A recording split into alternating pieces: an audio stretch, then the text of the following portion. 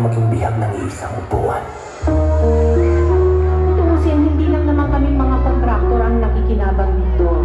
Marami din sa inyo, mga politiko, ang nagpapataba ng bulsa sa pangungurakot. Kawawa po talaga ang mga mamamayang Pilipino kasi ninanakaw lang natin ang kaban ng bayan. Sinong umaahon, tayo ba o sila? Nangiti nila habang nakalubog ka pa sa laban bago sa pinaghirapan ko. Manalapay ako, ganito na lang mga pangako yun.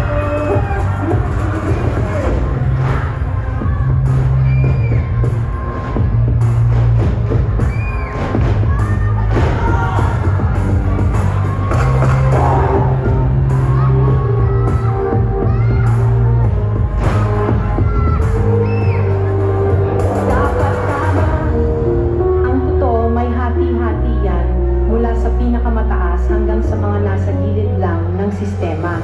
Sa patuloy na pagdinig sa Senado sa mga di umano kinurakot na proyekto ng gobyerno.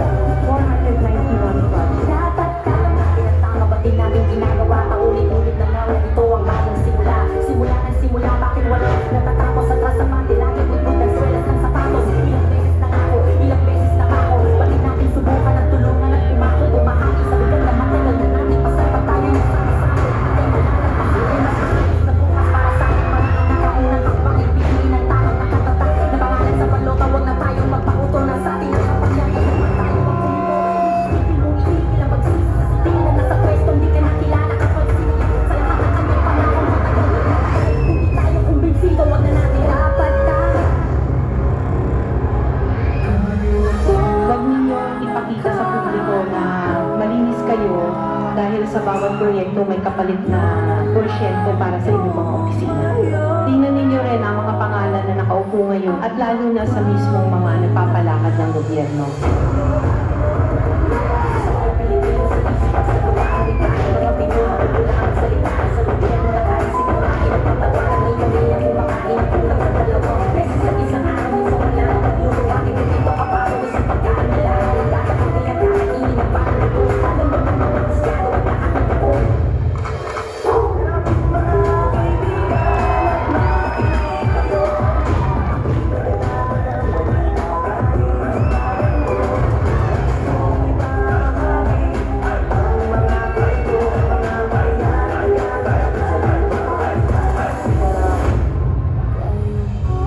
Kailan mo nga ba isa sa puso na inihalal ka ng taong bayan upang maglingkod, hindi para magpayaman, upang magsilbi, hindi para maging gahaman?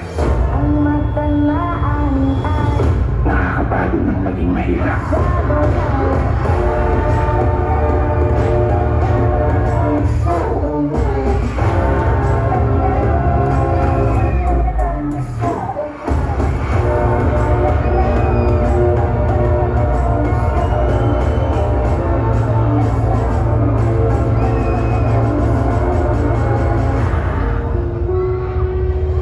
Pera ng taong bayan pero tayo ang nakikinabang. Hindi ba tayo nahiya? Ang mga mahihirap mas lalong naghihirap. Kaya tama na ang pangungurakot natin. Kala nyo ba? Nakakapagod ng maging Pilipino. Nakakapagod ng maging mahirap. Isang bansa na ninanakawan ng sarili mong mamamayan. Mahal ko, Pilipinas.